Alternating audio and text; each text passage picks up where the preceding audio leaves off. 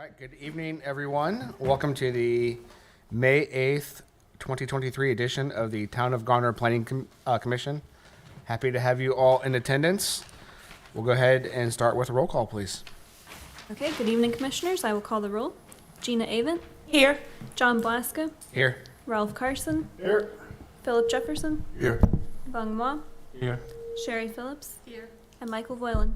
Here. That's all members present. All right, fantastic. Thank you. Mr. Voiland has offered to do the moment of reflection for us. And I'm sorry, I lost the exact citation, but somebody in the planning field once said, the trouble with many plans is that they are based too closely on the way things are as at present. The best plan should be focused on what you want in the future, not what you have at hand. As a commission, we can always take the easy way. That is, we can approve individual land use proposals and even our own long-range plans based too much on what we are accustomed to. That is, on what we see as fitting best into some existing order of things. But to make decisions that way would not allow the town to invite, welcome, and accommodate what will most assuredly be major cultural and societal changes coming down the pike. And to do that would shortchange future generations living in Garner. It would mean that they would be constrained by, and not enhanced by, a town laid out for them by people who years ago had no future vision or ideas.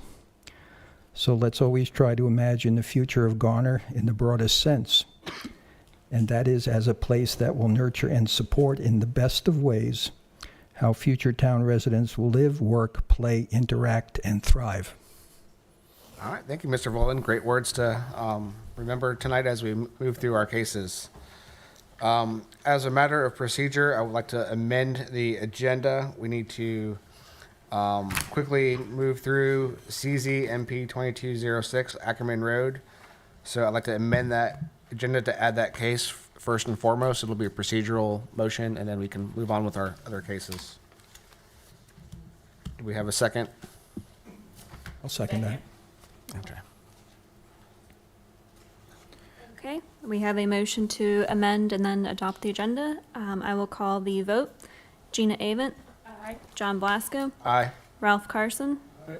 Philip Jefferson. Aye. Bung Hua. Aye. Sherry Phillips. Aye. And Michael Voiland. Aye. That's unanimous. All right, thank you very much. Moving on to the minutes from our April 10th, 2023 meeting. Do we have any comments, edits, or a motion? I'll move that the minutes be accepted. Okay. I'll second that.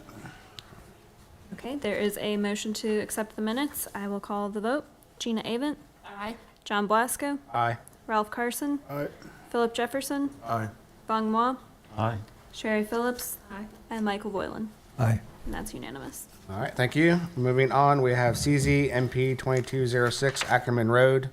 At our previous meeting, we had motioned and accepted to table that discussion until this meeting. That case is not ready to come before us yet, so I will motion that we table that discussion until a further date to be named later. I'll second that. Okay, and I will call the vote. Gina Avent. Aye. John Blasco. Aye. Ralph Carson. Aye. Philip Jefferson. Aye. Bung Hua. Aye. Sherry Phillips. Aye. And Michael Voiland. Aye. And just as a note, we'll advertise for that when it comes back. All right, sounds good. Thank you. All right, moving on to the fun part of the agenda. We have two cases before us tonight. The first is conditional zoning map amendment, CZ MP 2204 Swift Creek Apartments.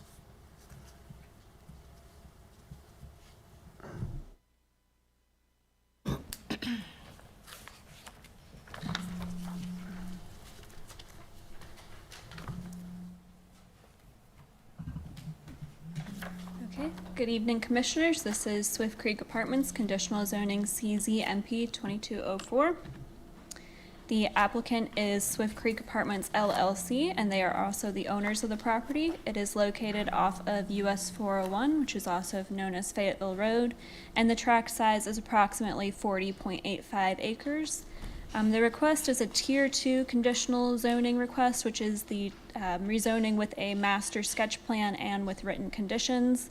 And it is to rezone the 40.85 acres from commercial mixed use and residential 4, which was R4 PDC2 TND, one of our plan districts, conditional, to master plan commercial mixed use CMXC 261 and multifamily BMFC 261 conditional for the development of a maximum of 616 units. It will also include approximately 20,000 square feet of retail or commercial space, and there are use restrictions and other architectural and amenity conditions proposed. So here is an aerial of the location site. It is just north of the Wake County property where Swift Creek runs through, and a large part of the portion is preserved for environmental use. So you can see the City of Raleigh property as well as the Wake County property. There are some county subdivisions like the Colonel Heights subdivision, and then to the north there is George's Landing. This is a picture of the site from the street and the adjacent zoning and land use. So directly to the north of the site is zoned CMX, and it is currently vacant. To the south is Swift Creek, which is zoned rural agricultural. To the east is more CMX vacant parcels, and also Wake County R40, which is single family residential. And then to the west, there is a combination of conservation easement and R4, which is George's Landing, which was previously rezoned. So as I mentioned, that case for George's Landing was rezoned in 2019. There was also a rezoning for 401 South in 2022. And this parcel was previously rezoned, and that was a project known as Swift Creek Station. So it is currently zoned commercial mixed use and residential 4 conditional, and the TND stands for Traditional Neighborhood Development, which was a planned development district under the old UDO, but the conditions that were adopted then carried over through our townwide rezoning. The CMX district allows for a large range of commercial, residential, and light industrial uses, and R4 allows for residential development up to 4 dwelling units per acre. The proposed conditions are split up into 2 sections. So there's the conditions pertaining to the multifamily portion of the site, and then the conditions pertaining to the commercial portion of the site. And so the following are proposed for the MFB. The uses will be limited to only apartments, community center, or public park. And the density will be limited to 14.5 dwelling units per acre. Any accessory uses to multifamily would be per the UDO allowance, and development will conform to the master plan. The development will include amenities, including a country club, restrooms for residents, cyber cafe, business center, club room, fitness center, and a zero-entry swimming pool. There will also be a dog park with water station and benches, and a multi-purpose playground. There will also be pocket park. There will be a minimum of 6 pet waste stations evenly located throughout this portion of the site. And 12 EV charging stations will be provided in addition to the minimum required by the Town of Garner UDO. Valet service will be provided for the garbage and recycling collection, and the hours of that service will be limited between 8 and 5 p.m. 150% of the required compactor landscape screening will be provided at all compactor locations, and raised intersections will be provided at locations as indicated on the approved master plan. There will be a specialty stamped colored asphalt provided at locations that are shown on the master plan, and all lawn areas will implement warm season grasses. A 6-foot asphalt trail will be provided around the stormwater device, and the multi-family apartments will not use vinyl siding. They will use a combination of cementitious siding that will vary in type and color, with brick shakes, boards, and battens or stone accents provided as decorative features, and slab-on-ground on grade foundations with masonry extending all the way to the ground with no visible exposed slab.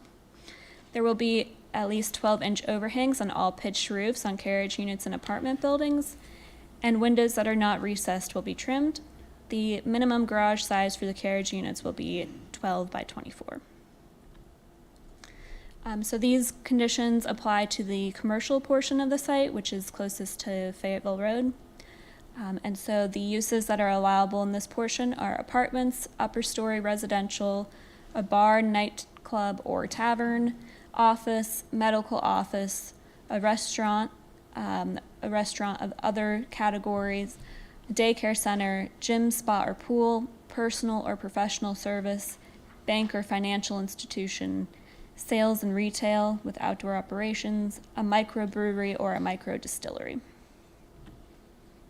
This development will also conform to the master plan and will include a public lawn for community events, including temporary shade structures, outdoor dining areas with lighting, and movable tables and chairs. They will provide a minimum of 2 petway stations located evenly throughout this portion of the site, and an additional 3 charging stations provided above the minimum required by the town of Garner-UDO. There will also be valet service for garbage and recycling collection for all the residents in this area, and the hours of operation will be limited between 8 a.m. and 5 p.m. Again, 150% of landscaping will be provided at the compactor locations, and raised intersections will be provided as shown on the master plan. The specialty paving will continue through this portion of the plan as well, and all lawn areas will implement warm season grasses. The multifamily apartments will not use vinyl siding and will have cementitious siding that vary in color and type and have decorative accents, and slab on grade foundations with masonry extending all the way to the ground with no visible exposed slab, and there will be 12-inch overhang on all apartment buildings. Again, the overall neighborhood character is largely characterized by the presence of Swift Creek, and there are large parcels consisting of conservation easements. Existing land uses include Wake County subdivisions, industrial land uses, and religious institutions. The area is heavily influenced by 401 as the primary traffic generator in the vicinity, and the project will have about 500 feet of frontage along Fayetteville Road. The daily average traffic counts are shown here, as well as written in your report. So there were 2 neighborhood meetings held for this project, one on February 23rd, 2023, and then a second in March of this year. There were approximately 3 people in attendance at the first and 2 at the second. So as I said, the area of the parcel is approximately 40 acres. Of that, 33.98 will be the MFB zoning designation, and 6.93 will be the CMX zoning designation. There is an area outlined in pink just that on the master plan so that you know where that zoning line would be. And then generally for the MFB and CMX, 24,000 square feet of development area for the first 5 units, and then a minimum lot width of 60 feet per structure. For the MFB, there is approximately 492 units, which comes out to 14.48 units per acre. And for the CMX, it's 124 units, which comes out to 17.9 dwelling units per acre. And there's a little above 20,000 square feet of retail. So these are some of the dimensional standards for the districts. So it's broken up into MFB residential structures, CMX residential structures, and CMX non-residential. So for the MFB, the front setback is 10 feet, the side is 6, and then the rear is 20. All setbacks increase to 10 feet to adjacent lots with single-family detached or duplex units, and there is a maximum height of 60 feet. However, there's a provision in the UDO to allow an increase to 72 feet, provided that an additional setback is provided, and that rate is 1 additional foot of height for each additional foot of setback. And the minimum building separation is 12 feet. For the CMX district, it's also a 10-foot front setback. It's a 10-foot side setback and a 20-foot rear setback. Again, all setbacks increase 10 feet if adjacent to single-family detached or duplex, and the maximum height is 45 with the provision to increase to 57 with the additional setbacks. The building separation in this area is 20 feet minimum. And for the non-residential structures in this portion of the site, the front setback is 15 feet, the side setback is 10, the corner side setback is 15, and the rear is 25. Again, with the same increased setback, and the maximum height of 45 feet, which is allowed to increase to an additional height with the SUP, and the building separation is 20 feet. So here is the project master plan.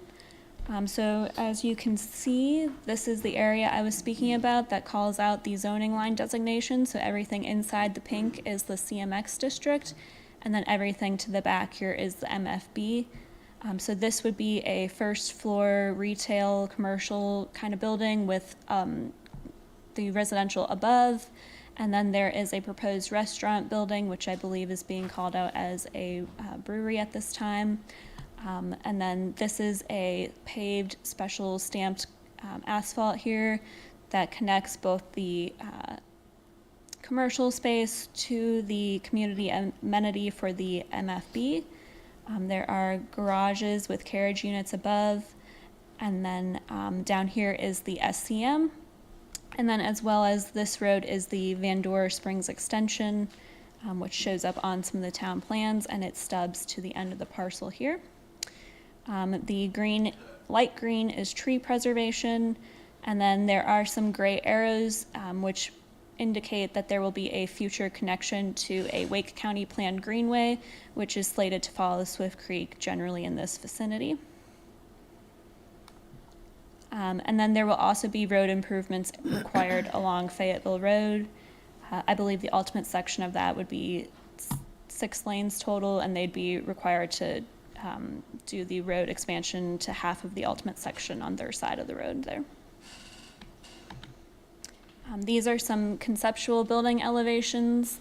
So these will be verified for UDO compliance going forward with site plan, but these are provided to you. And the project will have 3 points of access on the new median divided 80-foot right-of-way, which is Van Door Springs Extension, which is proposed on the southern portion of the property. The road will include a temporary 48-foot radius asphalt turnaround with a 10-foot temporary easement. Curb, gutter, and sidewalk will be installed along the major thoroughfare, and the plan proposed 2 locations for future connections to the Swift Creek corridor, currently in design with Wake County. One thing that did come out of our public hearing summary is a discussion about providing a second access on Fayetteville Road, and the applicant has agreed to discuss that option with DOT. So we should get an update from them regarding that. The landscape and buffer requirements, the tree canopy cover is a sliding scale from 18 to 20%. Master plan envisions 20%, so 8.2 acres approximately of tree preservation. There is a 15-foot perimeter buffer along the northern property line and a street yard buffer along the Van Door Springs Road extension at the southern boundary, and a 45-foot perimeter buffer around the remaining southern edge. There is a combination of 45 feet and 15-foot perimeter buffer to the east and a street buffer along US 401. Street trees must be provided approximately every 40 feet along all roadways. So the total open space required is 10%, which is 4 acres approximately. And there is an excess of 10%, but with no more than 30% being tree preservation. The active open space is 25% of the total required open space, which is approximately 1 acre. And the active open space plan envisions a minimum of 2 acres. Open space areas would be maintained by the property manager. And required open space will be met through a combination of qualifying conservation areas and recreation space, including the clubhouse, swimming pool, dog parks, and multi-purpose playfield, also private trails and a pocket park. So there are some FEMA designated floodplains just on that southern portion of the property and an associated 50-foot conservation buffer. This is adjacent to Swift Creek, and the area of the plan is slated to be reserved for stormwater management as well as for tree preservation. There is a potential pedestrian connection to the future greenway through that southern portion as well. The site will be serviced by City of Raleigh Water and Sewer. Water will connect to existing service in US 401, and the line will be extended through the new Van Dora Springs extension. A new sanitary sewer pump station will be installed on site, and sewer lines will be extended to adjacent and upstream properties. Infrastructure will be reviewed again at preliminary plat for lighting requirements to meet the UDO, as well as the stormwater management devices will be rechecked, as well as the utilities and any landscaping requirements. So when considering a rezoning request, you are required by state statute to make a written recommendation regarding the consistency of the zoning proposal with the town's current comprehensive plan and other adopted plans. These plans include the Garner Forward Comprehensive Plan, the Transportation Plan, the Parks, Recreation, Greenways, and Cultural Resources Plan, and this plan also falls into the Swift Creek Land Management Plan. So staff has analyzed the site and has come up with the conclusion that it is consistent with the 2018 Garner Forward Plan, which highlights this area as a combination of two neighborhood designations. So the Mixed Density Neighborhood Center, the MDC, which includes a mix of residential densities with incidental commercial uses integrated within a community. The development of self-contained, self-supporting neighborhoods is encouraged and may include individual offices, retail storefronts, and other service-related uses, and serve customers within a walking distance. The other neighborhood designation that's called out on the Garner Forward Plan is the Neighborhood Commerce Center, which is generally located at the intersections of collectors, highways, arterials, and the NCC category emphasizes smaller commercial centers that are within close walking proximity, about a quarter mile to a half mile within residential uses. So it's typically a mix of retail sales, service, convenience stores, restaurants, or other office uses that share a common parking area. And so the split site zoning, along with the future parcel lines, the right-of-way center lines, and proposed uses within each reflect the nature of both future land use designations. So staff finds that to be consistent with the Garner Forward future land use map. The other plans is the 2018 Garner Transportation Plan. We also determined that this will be consistent because they are providing the proposed Van Dora Springs Road extension, as well as any roadway improvements along US 401. They will also be providing those greenway connections. So we also found it consistent with the Parks, Recreation, and Cultural Resources Plan. It is located adjacent to Swift Creek, and the proposed connections to the public greenway along the southern boundary and the sidewalk requirement along Van Dora Springs make the plan consistent with the PRCR plan. So this project falls within the Swift Creek Land Management Plan, which is an interlocal agreement and a state law protecting the Swift Creek and the associated lakes and watershed. And the goal is to protect and maintain water quality within the watershed and prohibit industrial wastewater discharges. And so this project is designated as the new suburban designation, and impervious surface limits to reach 30% for commercial development. So as long as the first inch of rainfall can be retained on site. Under the Swift Creek Land Management Plan, apartments and vertical mixed-use stacked structures are treated as non-residential commercial development, and the apartment site will be limited by the applicable impervious surface maximums at the time of site plan approval. With the proposed stormwater infrastructure, this plan can be considered in conformity and consistent with the Swift Creek Land Management Plan.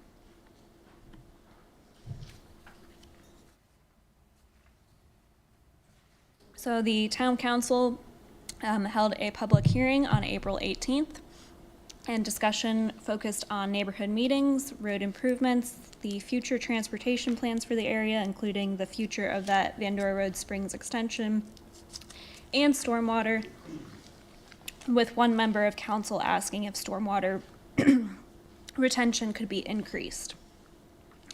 The town council closed the public hearing by a vote of 4-1 and recommended the rezoning request be sent to you for plan consistency determination. And so the consistency statement is provided in section 6 of your report. This request to rezone approximately 40.85 acres from CMX and residential 4 conditional to commercial mixed use CMX C261 conditional and multifamily B conditional is consistent with the town's land use plans, including the future land use map designation of mixed density neighborhood center and neighborhood commerce center regarding both proposed density and land use. Staff supports the request but encourages the commission to identify specific reasons for agreeing or disagreeing with staff recommendation, and the recommended motion is provided in your packet. So that's all I have. The applicant is here and has prepared some slides. All right, thank you very much. I do have a quick question for you. If you could, if possible, elaborate a little bit on council's 4-1. Who was the one person who voted no and why? It was Mr. Dellinger, and his reasonings were he thinks that there should be an increased stormwater detention and then also that secondary access provided off of US 401. So the applicant is amiable to both of those suggestions and is working on creating a zoning condition for each, I believe. Okay, great, thank you. All right, unless there's objections from the commission, we'll move on to the applicant discussion or presentation.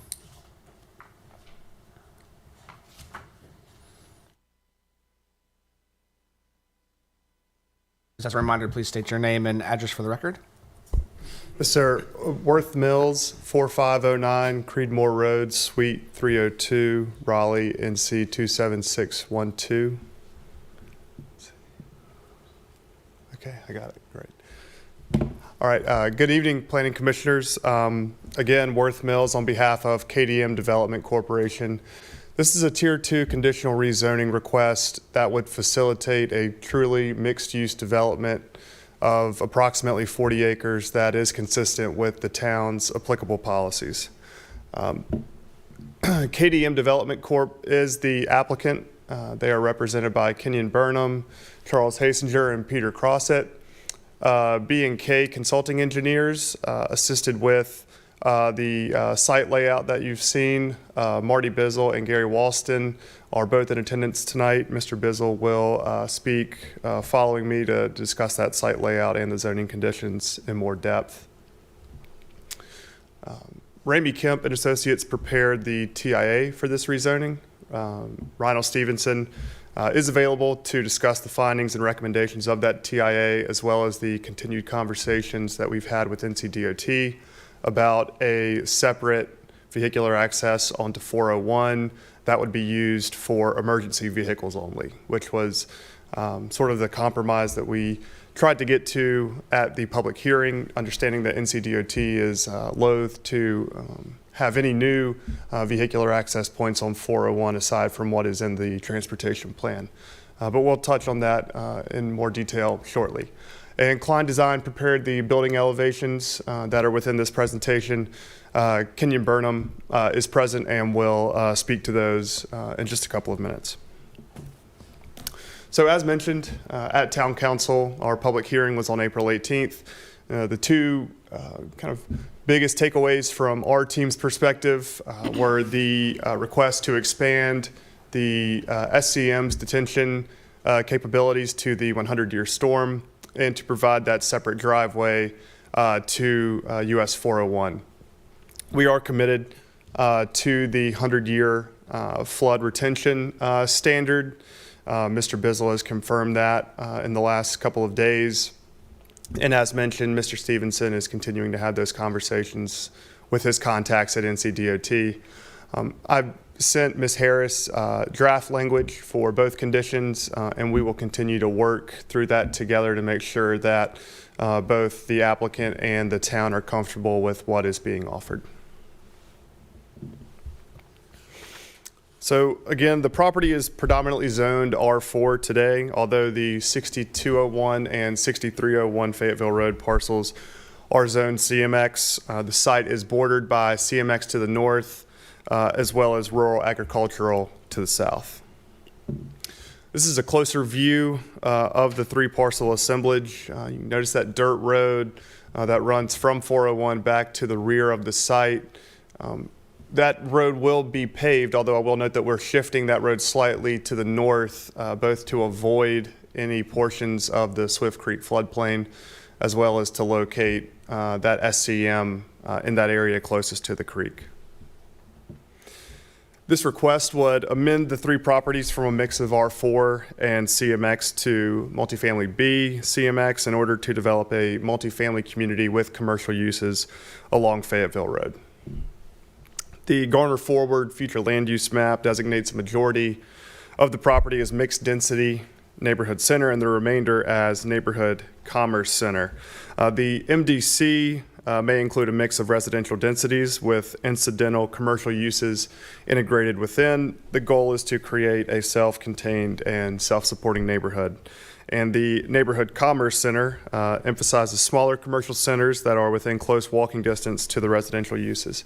I believe, as you saw on the layout plan and as you'll see in just a couple minutes, there is very, very strong connectivity between the multifamily portion that makes up the majority of this site to the commercial uses closest to 401. And we believe, as well as the planning department, that our request is consistent with the Garner Forward land use map.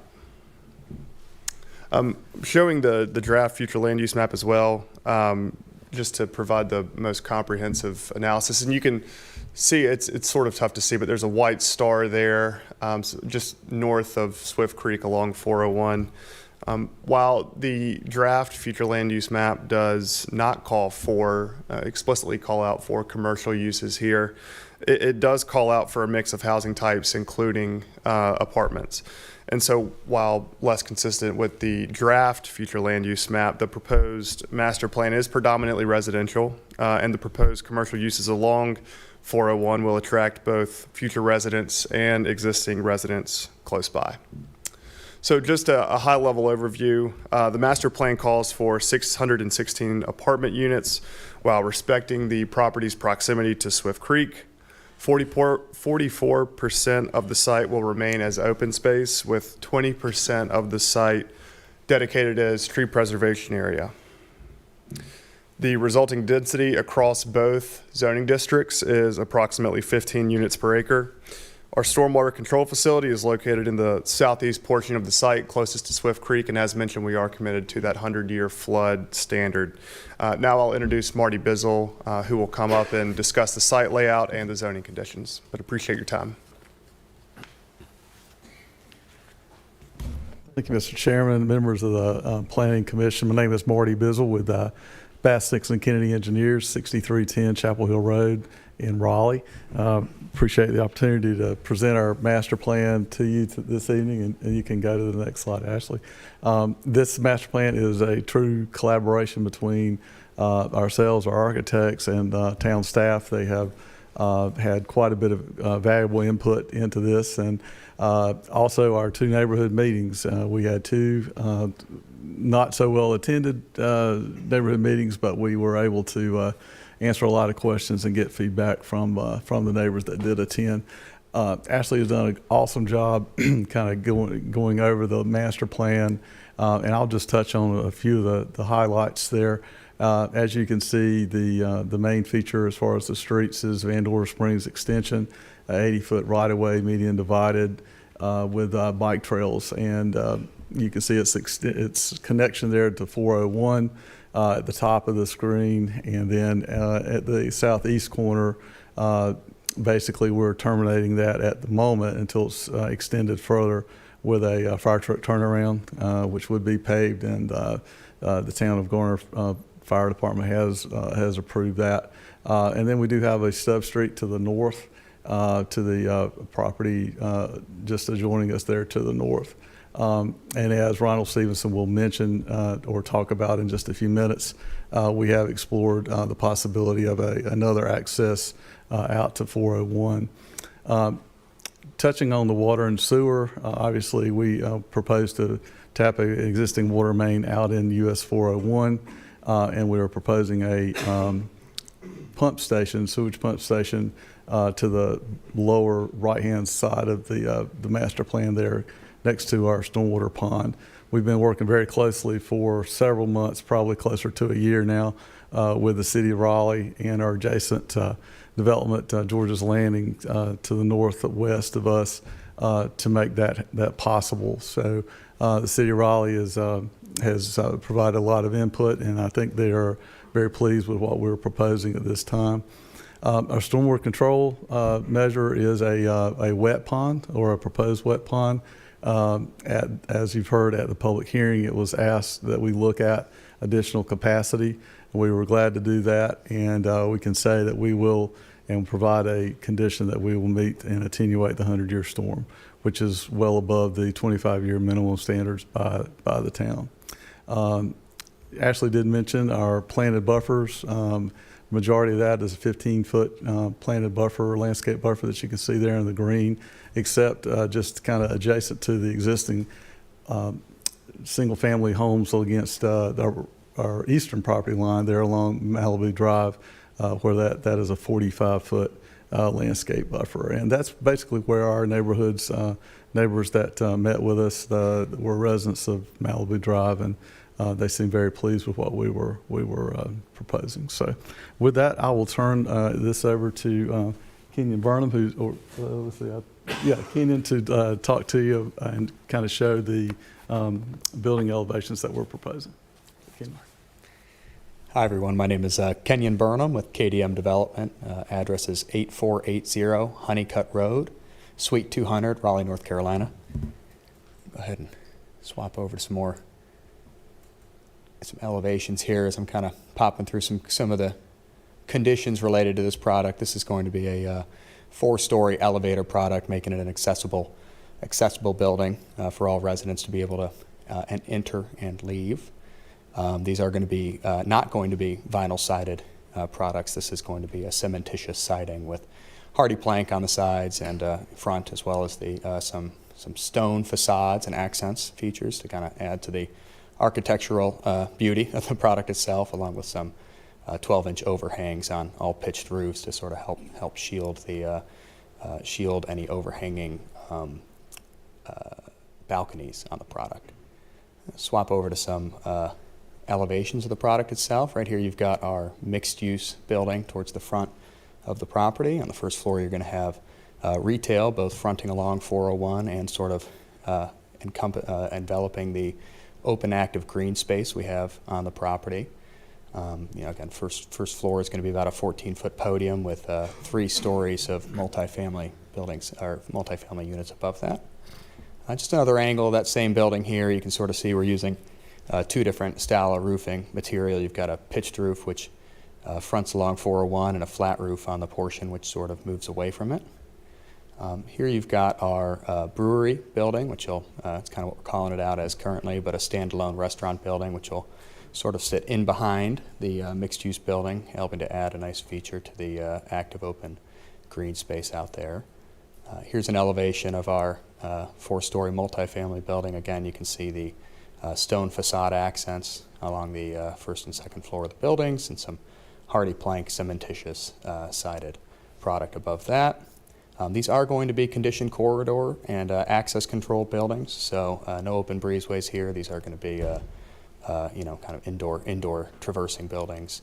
Again, just a side image of that same building there with that low pitch roof.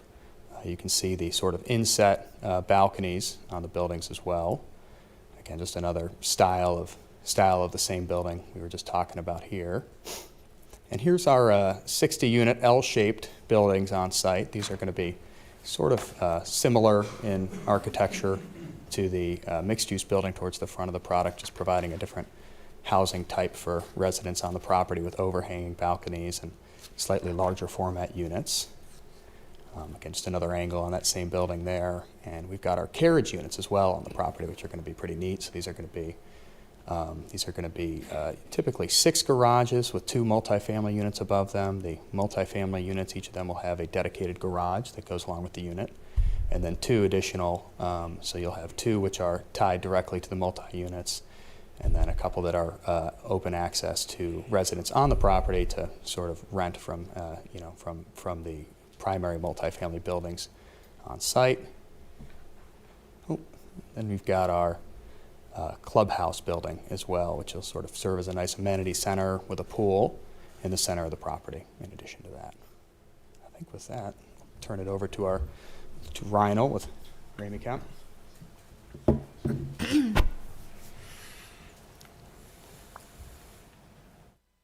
Good evening. Ronald Stevenson with Ramey Kemp Associates, 5808 Farrington Place in Raleigh. And as you've heard, our company did prepare a traffic impact analysis for the project. We've gone through a review with town and NCDOT. We have improvements that are identified and required of the development to construct.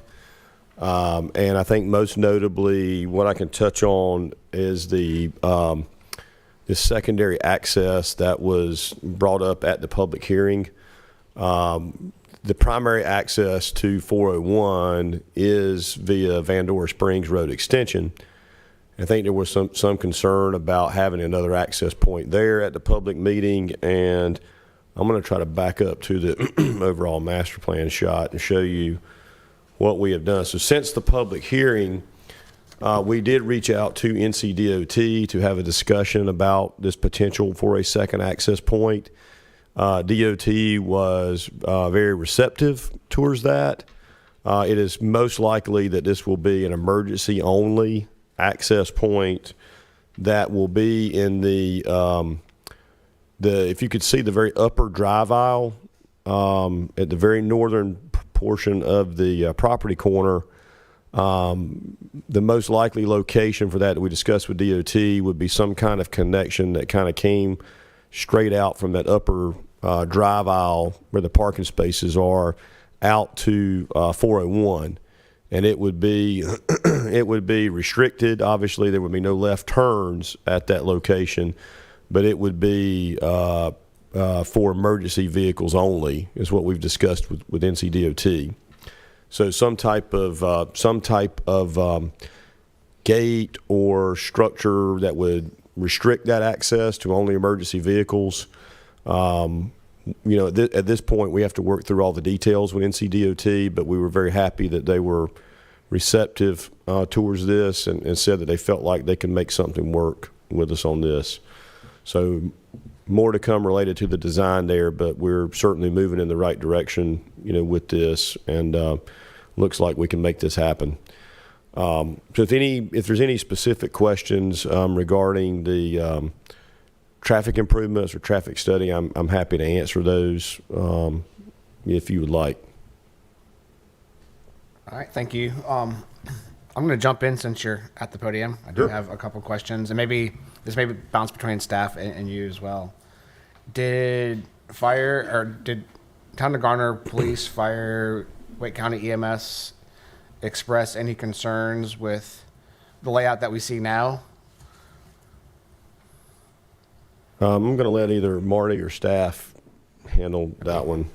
Our fire inspector reviewed it and did not have any further comments at this point on it. We did receive a comment from our first layout from our first review, asking us to add that fire truck turnaround in the southeast corner, which Sure. we did. Okay, so yeah, I'm thinking very much about this second access, which, in all respect to our councilman, seems not very necessary to me. I might encourage that conversation to continue and to see if it really truly is necessary, because I'm not sure how you would control access very well. Something to consider. Yeah, I know. I'm not sure how you feel about it, but just knowing DOT, and it's a short distance, and Yeah, well, I think there's some work to do there to see what it would look like and exactly how that would all lay out and be designed. So there's more work to do there, but I think again, we were encouraged that NCDOT was open to it and receptive to it.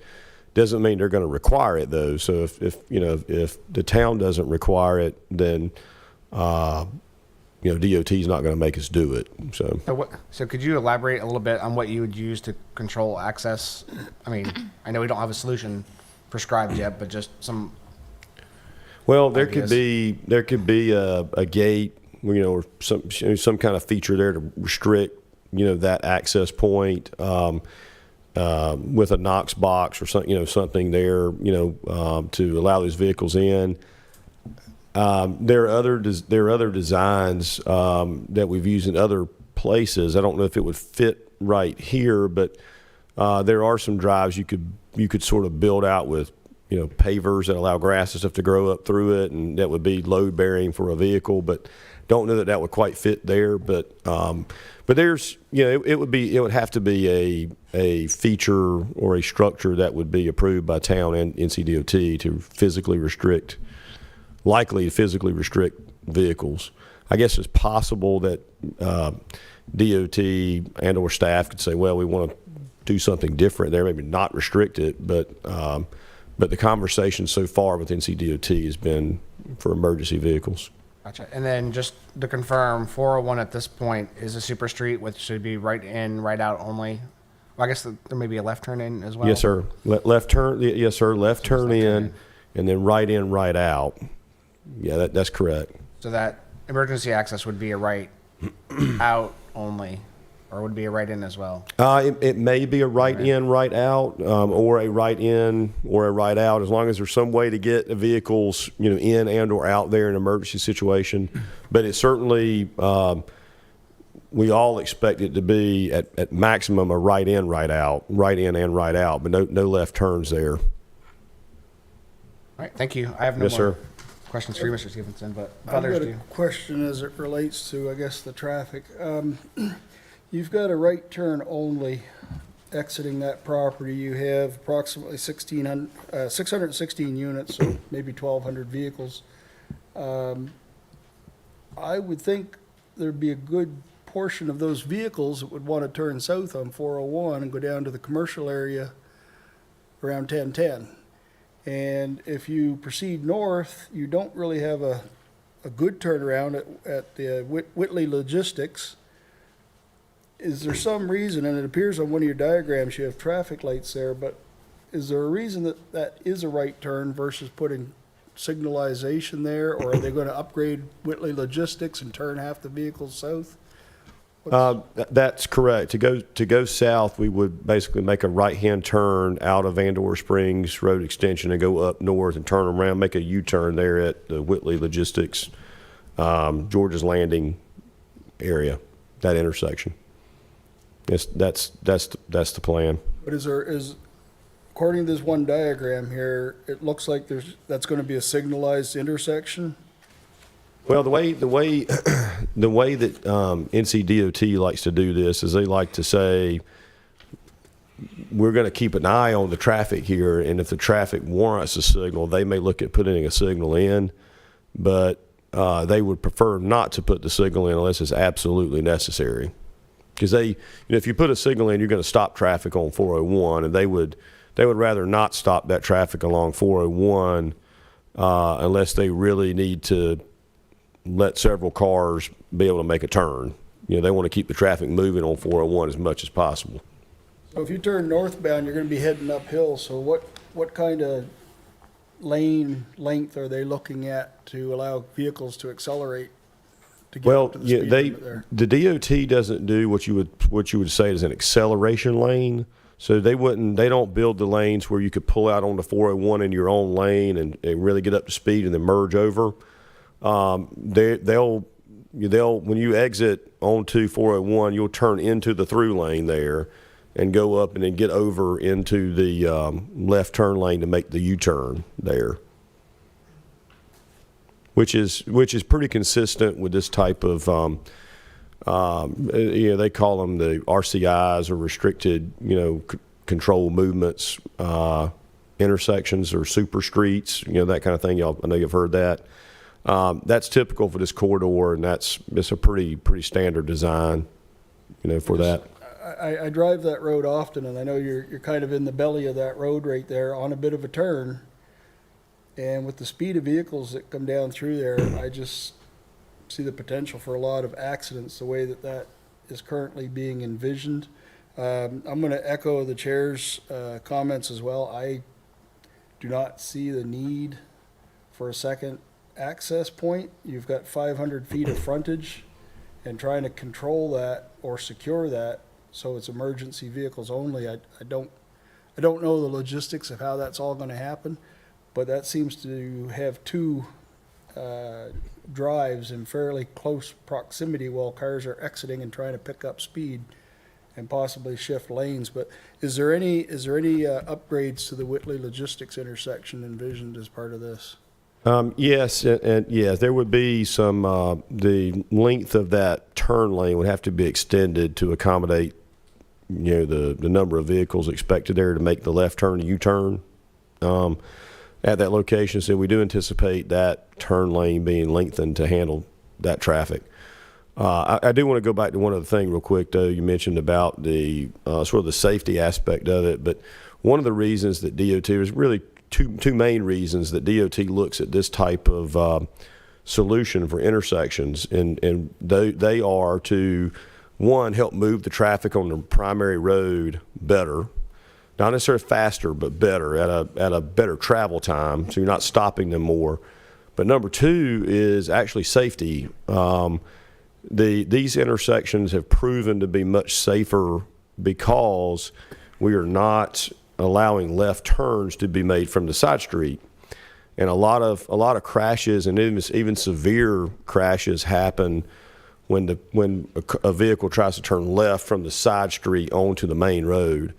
And so by turning right, the number of crashes there will go down and have gone down at the intersections that DOT has installed these or had these types of improvements installed. So it's really for two things there. They get to accomplish both of those in a safer intersection and an intersection that moves the main road more efficiently. So it overall, it is a safer design than if we had a, kind of a full, what we call a full access intersection there where cars were turning left from Vandora Springs Road onto 401 to travel south. That movement and that intersection would typically experience a much higher number of crashes than what's being proposed. I've got some general comments that I'd like to make note of, and then one more question. But I would like to commend the design team for this comprehensive plan, mixing the multi-family, mixing the commercial, the brewery. I think this all fits together well. I like the idea of the zero entry swimming pool, the dog park, the play lawns, the pocket park. I like the raised intersections and offsetting it with the stamped color. I think there's a lot of things that are going to make this development more appealing, I guess. And I like the design of some of the buildings. The 6-foot asphalt trail, the walking trail around the stormwater pond, I like that idea. It's kind of set off so people want to walk and more in the nature setting. And the garages for the carriage units being 12 by 24, a lot of times you're seeing a lot of 10-foot wide, 18-foot deep garages, and I like to see those deeper ones. And I like the public lawn for the community use. So I think a lot of thought went into this proposal, and I like the way it all comes together. But I do have one question along the Vandora Springs extension here. Is it anticipated that the landscape area between the road and the development, is that going to be a flat area with trees, or is that going to be a bermed area? Right now, that is a very kind of low area right now. Right now, we do not have a berm proposed. In that area, kind of midway there, there would be a connection to the future Greenway Trail. So we definitely would accommodate that, but I don't really see us doing a lot of berming. Probably utilizing the natural vegetation along with added plantings, and also in order to accommodate that greenway connection through there as well. Thank you.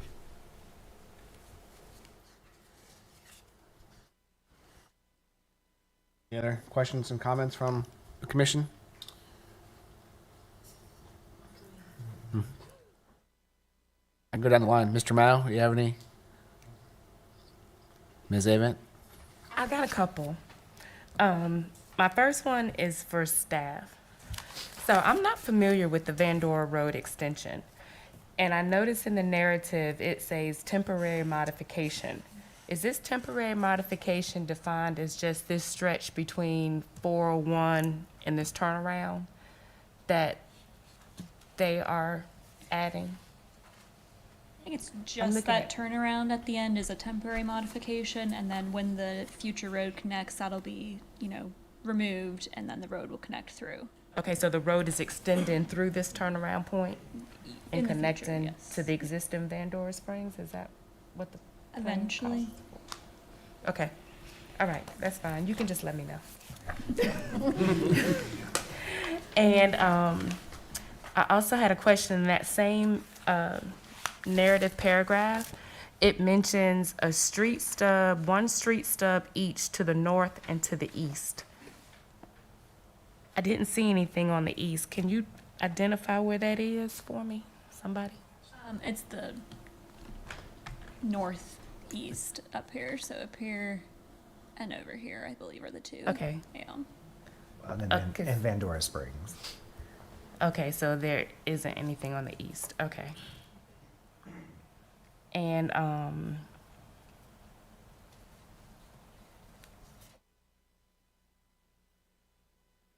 then I also wanted to ask, what do you anticipate being your price point?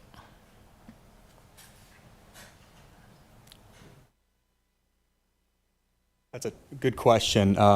We typically describe our product as sort of middle market housing, right? So a one bedroom will go for anywhere from 15 to 1600. A two will be 16 to 17 roughly. And I'm kind of estimating here, obviously, because it'll be a couple years till we're opening. So I appreciate your patience with me. And a three will be 19 to 2100 roughly. I would say, with the carriage units probably being the most expensive on the property, as they do come with that garage in addition to the unit itself. So, Okay, and what percentage of these do you anticipate being one bedroom versus two bedroom versus three bedroom? so the split I believe we're showing right now is, I'm going to be kind of rough with it, is about 55% ones, 35% twos, and then the balance are threes, roughly. Okay, and then one more question about the layout. So this commercial space, are you anticipating that commercial space being used for your residents only, or are you anticipating having, community patronage? Oh, absolutely. At those Yeah, spots? it's going to be an open to all, right? So that those retail tenants and the community in general are going to want to have access to that. So yeah, it'll absolutely be open to public. So my question was going to be, are you concerned at all about the traffic that your commercial area will draw through your parking lot for your residents, your tenants? No, we do quite a bit of mixed use development like this, where we'll put some a decent amount of commercial to the front of a property with some residential, some multi in behind it, and we really have never had a substantial amount of traffic issues within the property itself or off of it. So no, short answer is no. Okay. Yeah. All right. Thank you. Thank you. All right. Thank you.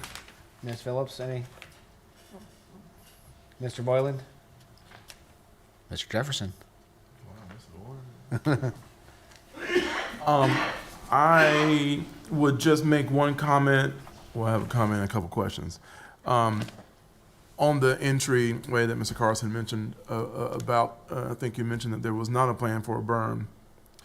And Ms. Avent's question, I think, aligns with this, that if that is really going to be a public, accessible, commercial, mixed-use area, that we don't want to, block the view of something that's commercial from the street, that it really needs to be a streetscape that is a a commercial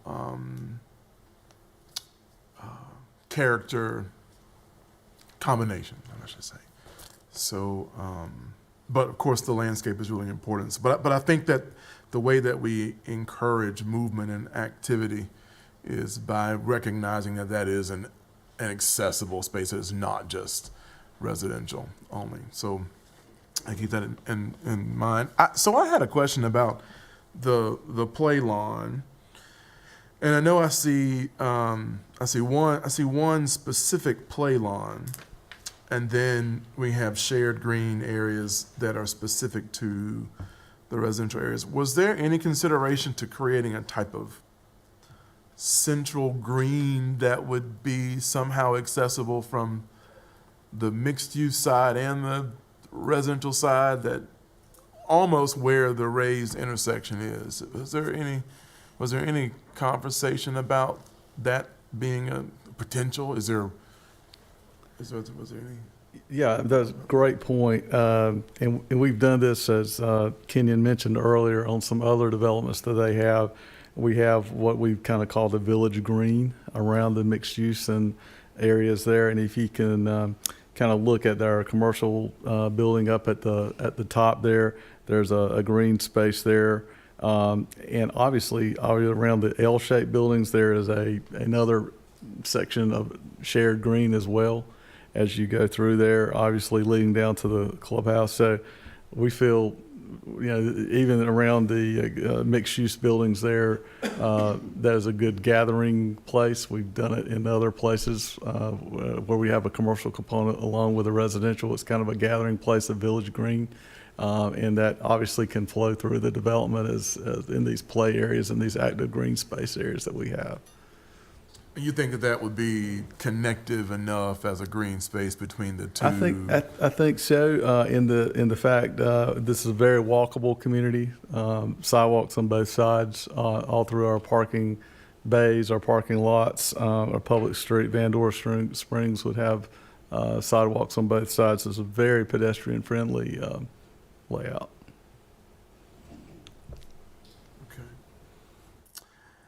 Okay, then. If you have done it before,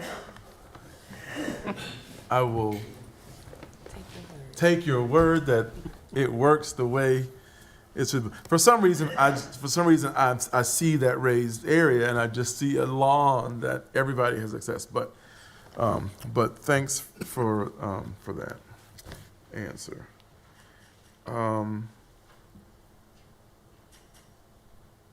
Do we? Our 15-foot buffer on the south along the Swift Creek kind of side is a good enough kind of planted buffer along the I mean it's already trees, but I don't know why I think that. I don't know why I see that as wider for some reason. I don't know why. Yeah, I mean, it's a valid point. Obviously, that is leading down to the floodplain of Swift Creek, and one thing that we did do. The existing graded or proposed street that was partially constructed follows, kind of hugs that property line down there a lot closer to Swift Creek. We obviously pulled our street out of the floodplain. We felt that was a valid thing to do, which does leave a lot of green space down there. It's accommodating, our SCM, and we're also obviously able to easily provide that buffer down there. There is some existing vegetation down there, and we can obviously supplement that with further landscaping if we need to. But I think what you'll see is there is a very large green area down there, whether it be mowed and then the natural and planted landscape buffer along the property line. I think it'll be a very nice amenity down there.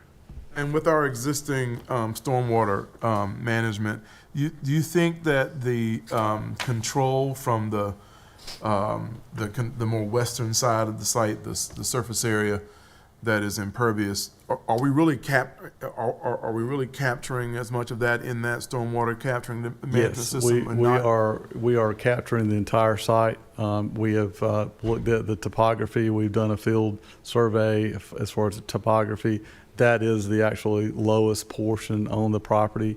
And through our storm drainage system and natural gravity, we will be able to capture it all.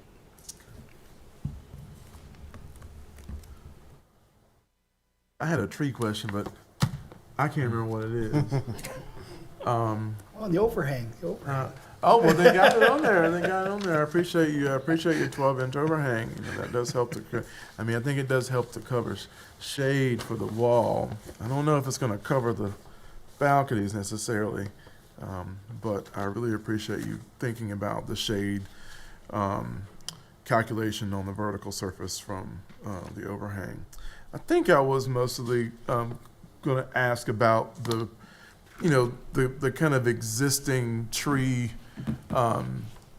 specimen trees that may exist in this site currently. I'm assuming that most of this is just going to be all taken down. Are there areas inside the area that you're trying to preserve some existing? Right. And to be totally honest with you, then this site was originally approved as Swift Creek Station, and there had been some partial construction already started. A vast portion of what you're seeing where our site development would be is kind of cut over. It's been timbered. Some vegetation is coming back.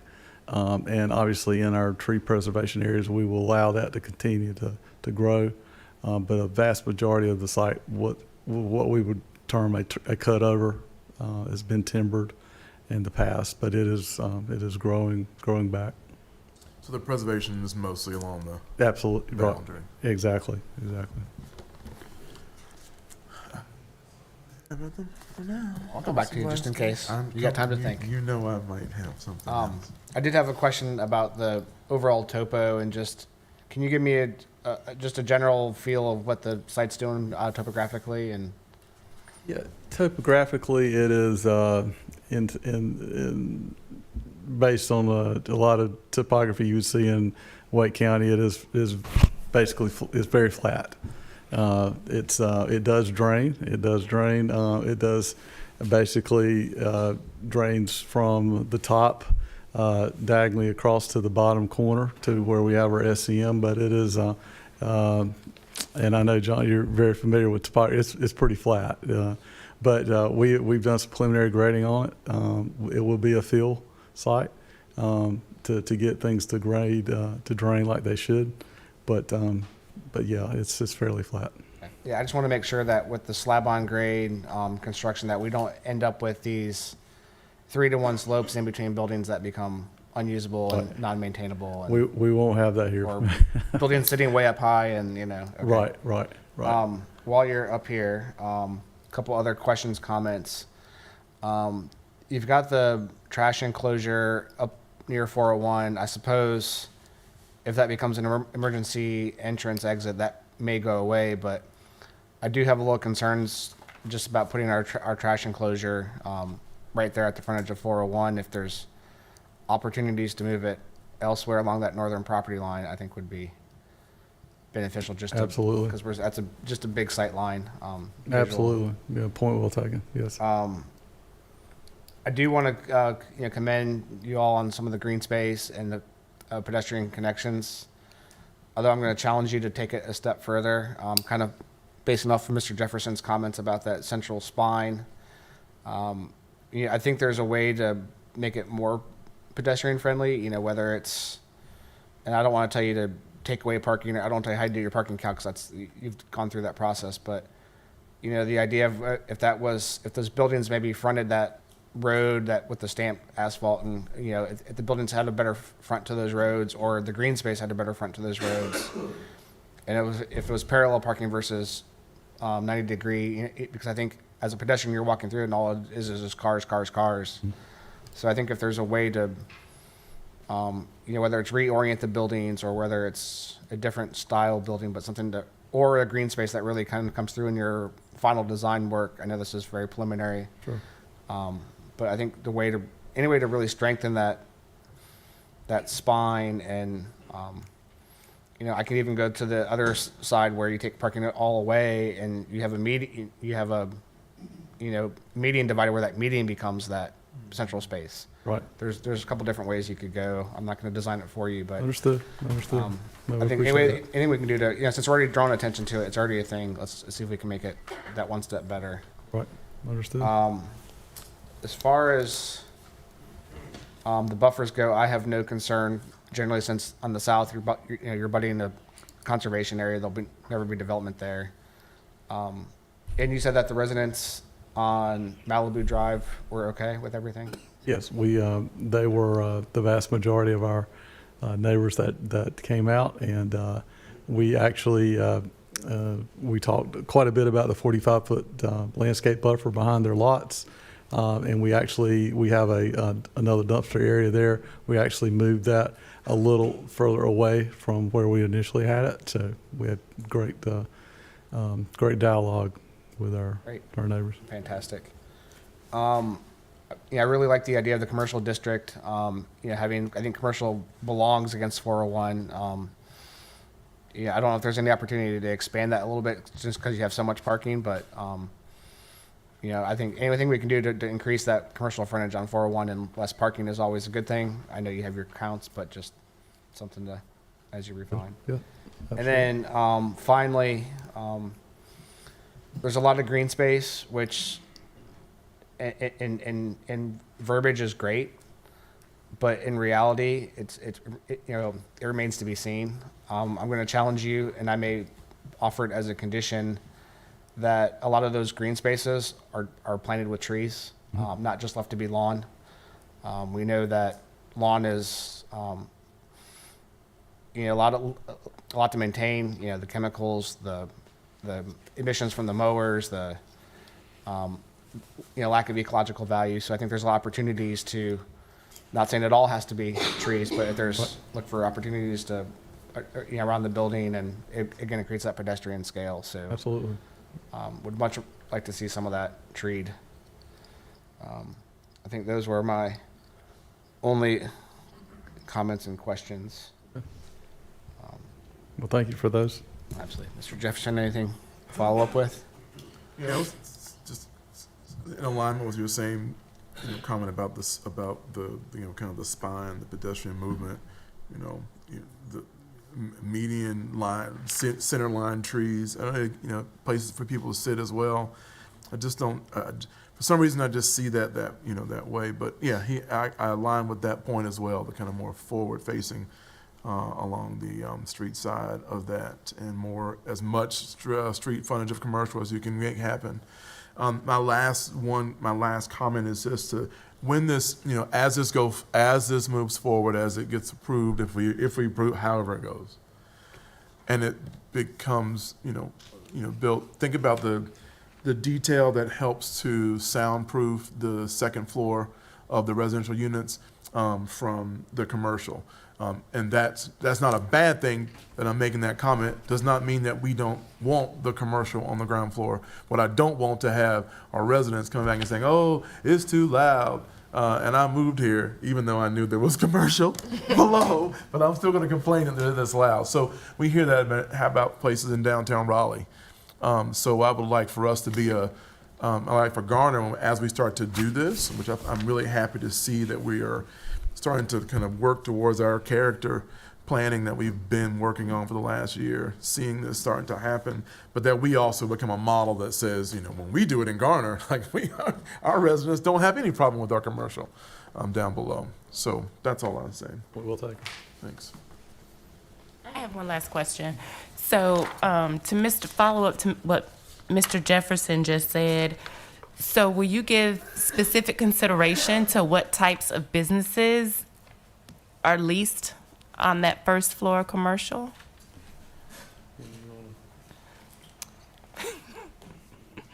Great question. Yeah, I think we're envisioning quite a bit of, call it community-oriented uses. So restaurants, cafes, daycares. Obviously we've got our kind of brewery house we're angling for as well. So I'd say they'll probably fall in those three main categories between between those three uses. Mr. Jefferson, you mentioned some concerns about just noise between the different levels. One quick item I just want to add to that. It's a very valid concern and actually something we care about as well for obvious reasons, owning and operating these. Typically what we do is we'll do about a foot of slab concrete that actually sits between the commercial use and the residences above it, and that really does just about everything you need to keep sound from traveling up through the floor. So that's been historically really pretty useful for us, we found. So I think that pretty much answers that question. While you're up here, I have Yeah. one last. I know the answer to this, but I want to get it on the record for clarification. When you say that the development shall include the following amenities with the MFB zoned area, within the community club, you mentioned cyber cafe. Please clarify what you mean by cyber cafe. Yeah, no, happy to. So typically what we'll do is we're like, free coffee station along with, resident accessible Wi-Fi. In addition to that, it'll be kind of like different hangout and breakout pods. We'll have some of those kind of, I call them the fancy Google chairs that hang from the ceiling that you can sit in. So along with some, accessible television and projector screens and stuff like that. So it's kind of a wide variety of uses within that. I'll make sure it's not the cyber cafe we've heard before, which are the fish games or all the neon. I know that's not what your intent, but I want to make sure that's Good to stated clarify it. very Yeah. clearly. No, we're talking ping pong tables Yes. and pool. Maybe there's a pool different tables. word for cyber cafe. No, I appreciate what you're saying. Yeah, no, good clarification. Yeah, you've got it correct. Yeah, Okay. Great, thank you. Thank you. absolutely. Thank you. Any further follow-up questions or comments? Mr. Chairman, I think I'm gonna have a couple of questions or just comments. Please. Over time, I think I've seen our conditions change and things have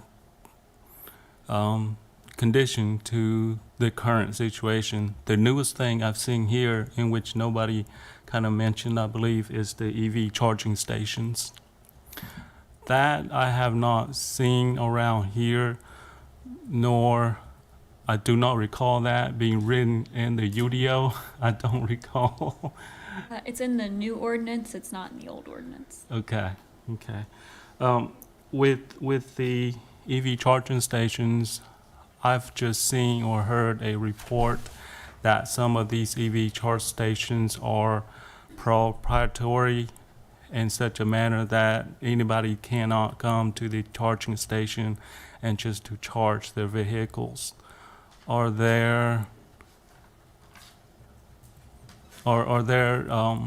ways to make so that these charging stations are generic, that people with electronic vehicles can come and charge the vehicles? Also, when they charge vehicles, my understanding is that it takes some time to charge these vehicles.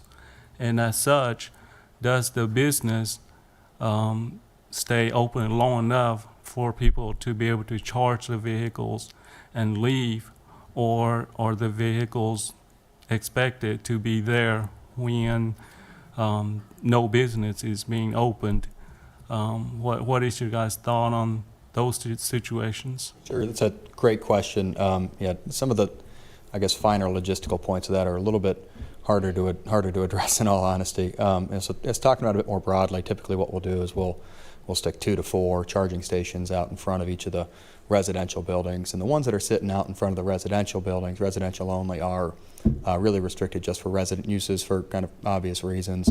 There, as you move into the mixed-use district, however, where we are, with that kind of commercial use and that retail, that business-oriented use, yes, we will have publicly accessible charging stations within those.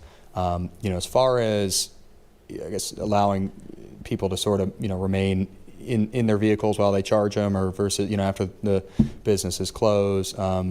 It's a good question, and kind of hard for me to answer that one directly, other than, I don't think we really intend on enforcing towing policies on patrons of ours that are, in enjoying the restaurants or the different uses in there. We're not going to be policing people that are charging their cars, simply put. So it's not really a concern of mine, to be honest. Thank you. My other comment is that I like the stamp asphalt. I think that is a good feature to have. The other one is I'm encouraged to see this type of development. I think we need more of these. And there are some similar developments around here, and I think it works well in that there are some mixed use in front and then some developments in the back. And I've gone through those mixed developments. I've gone to the business, and I think it works well. So, like I said, I'm encouraged to see this development coming through. Thank you very much. Yeah, we're very excited about it as well, so thank you.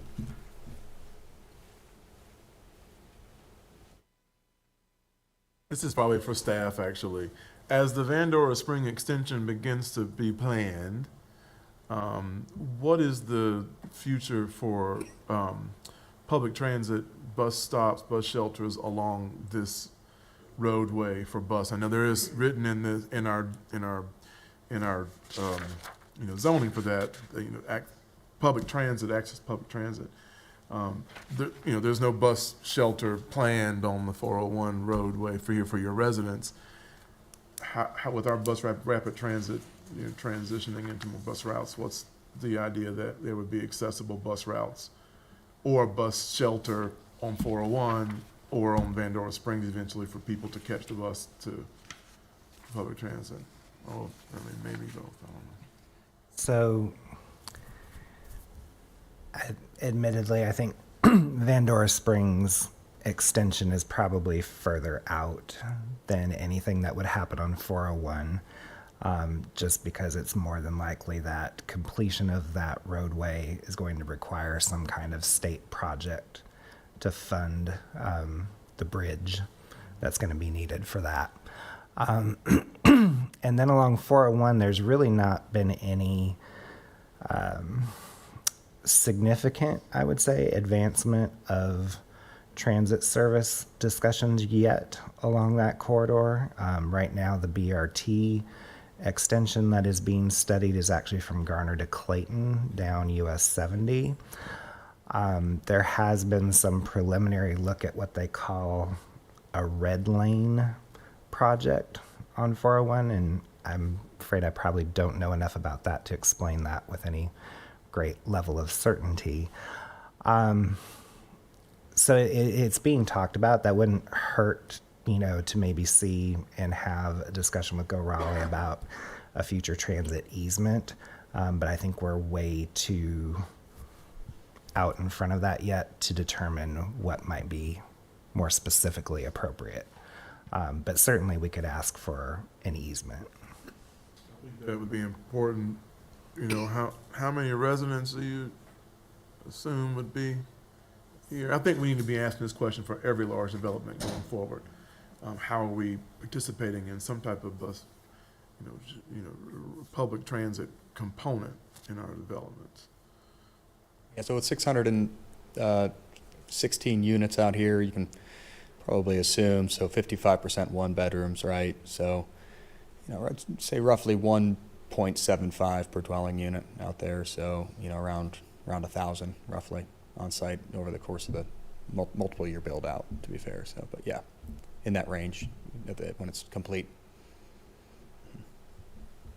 I don't know how we say that, but I want us to think about that, because as we try to be more sustainable going forward, especially as we have more charging stations built into our site conditions and our parking, that how do we begin to incorporate this into our system? Especially, we're getting ready to, whatever happens in the Garner Station area, 401, and then whatever comes forward, just to kind of figure out how we incorporate that into our development. So I don't know if we add that at all, but. Well, I think I have a way, but let's get to a motion and then we can discuss. You can certainly invite that and see if the applicant would like to offer that as a condition. There you go, if you want to. I guess we can ask the applicant if you would be willing to provide a transit easement for future transit improvements at some point. Yes, sir. We're willing to accommodate that, and I think we can craft a zoning condition that assumes we don't know specifically where the easement would be, but would work with staff at the time of site plan to make sure that's included on a plat. So definitely something we're comfortable doing. All right. Is that satisfy you, Mr. Jefferson? All right. I think we've had good discussion so that we can, any further discussion, is there a motion that we can? I'll make the motion. I move that the planning commission accept the consistency statement detailed in section 6 of this report as their own written recommendation regarding the consistency of the requests with the town's adopted land use plans, and recommend approval of CZMP 22-04 to town council with the following conditions: that staff and the developer work to increase the site tree canopy around the project, and to further investigate the transit easement that was just discussed. I'll second that. All right. Before we vote, Mr. Triesenberg, is that language? Are those conditions that Mr. Carson offered specific enough? I think so. I mean, it gives us directive to hash something out before it goes back to council for vote. I was thinking along the lines of the trees, and I couldn't come up to a specific that worked that, so I think your approach is good. So any further discussion on that motion? None? All right, I think we're ready for a vote. Okay, so the motion on the floor is to accept the consistency statement with the conditions for increased tree canopy and the transit easement. And I will call the vote. Gina Avent. Aye. John Blaska. Aye. Ralph Carson. Aye. Philip Jefferson. Aye. Bung Hua. Aye. Sherry Phillips. Aye. And Michael Boylan. Aye. That's unanimous. All right, thank you very much. I appreciate your time and your effort. Moving on to our next case, CZMP 2209, US 70 Guy Road Commercial.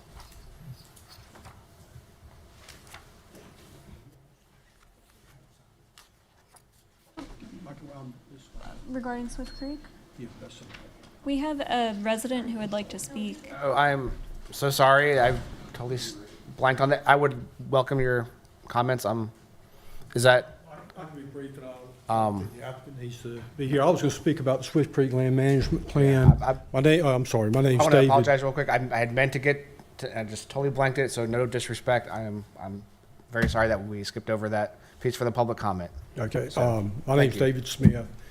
I live at 1913 St. Patrick Drive, which is just north of the project. I came to speak about the Swift Creek Land Management Plan mainly because I watched the proceedings. I missed the meeting. I'm not on the notification list, but I'm out of that 300-foot range. But and there was very little said about the Swift Creek Management Plan at the town board meeting prior to this. But correct me, Mr. Triesenberg, have y'all added the slide for the, or did I just completely miss that on the board presentation related to the Swift Creek? Is that a new addition? Yeah, so we don't discuss plan consistency at public hearing. That's a charge of the planning commission, so it was added. Okay. I was thinking maybe I completely missed it, but my concern was I thought I heard at the planning board meeting that 70% was the target, and clearly the slide says 30. So that was my main concern, and I realized as the presentation went, that kind of stole my thunder, you might say. But still have some concerns over that. I think my interpretation of the rules and the staff's somewhat different related to density. And I would save that for another time. But I would be concerned with the height of the unit, so and it's kind of related to the stormwater. Just looking at the plan, it looks like maybe they thought higher density or a higher percent impervious was possible when they drafted the plan, but it looks like it's going to be very difficult to maintain 30%. And in the presentation, it said they could go up to 72 feet in height. So my question is there anything in the conditions that could be added to prevent 4 stories is a stretch, if you ask me, for apartments in Garner. And 72 feet would obviously probably be a 6-story unit. So if push came to shove and they had difficulty making the 30% impervious, they would probably shrink the footprint and add height to make so they can maintain the same number of units. Sure. So that's my concern, is that the 4 stories that were shown after the rezoning before they move to the next phase of the plan submission, would migrate to a 6-story unit. So is there any condition that would limit the number of stories that they can build, once the product comes to fruition? And also it would be, I think, wise to have the 30%, somewhere named on the master plan. There's no mention that I saw anyway of impervious or the Swift Creek Land Management Plan or any mention on the master plan. It seems like it's an important aspect of any development in that area that, how it's complying to the rules would be stated and for the record, for future use. So those are my two main concerns of the height. If they're going to go to a 6-story unit, then I didn't hear anything that would prevent them. It was a little puzzling that with 72 is allowed, if they're proposing a 4-story unit. Sure. So, Mr. Triesenberg, correct me if I'm wrong, but what they're showing in the packet, is that a condition of their approval, just like the plan is? Yeah, those are sample elevations, so it's just more meant to convey architectural style. So if it's not meant to supersede what there might be in terms of height, what would require them to come back through additional approvals would be things like if they increased the impervious area or they increased the number of units, increases of that kind. I haven't seen in the past where we've called out increases in height, but I would need to look into that a little. But if they're going to increase the height, then they're going to increase the units, logically. Well, unless they're reducing the number of buildings. Right. Yeah, if they were reducing the number of buildings But then they'd be reducing the impervious space because they've less. Right. So.